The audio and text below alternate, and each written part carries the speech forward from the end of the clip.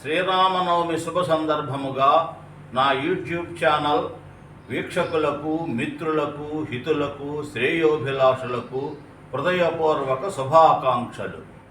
ఆ సీతారాముల అనుగ్రహంతో మనకందరకు సంపూర్ణ ఆయురారోగ్య ఐశ్వర్యాలు కలగాలని ఆకాంక్షిస్తూ, శ్రీరామచంద్రుడు సీతామహాసతిన్ పరిణయం బాడడి భవ్యవేళ కాంతులీనడి సీత కమలాంజలి పుటిన్ పద్మరాగము భాతి పరిడవిల్లి మహనీయ రాముని మస్తకంబున నుండ కుంద విరుల భంగి నందగించి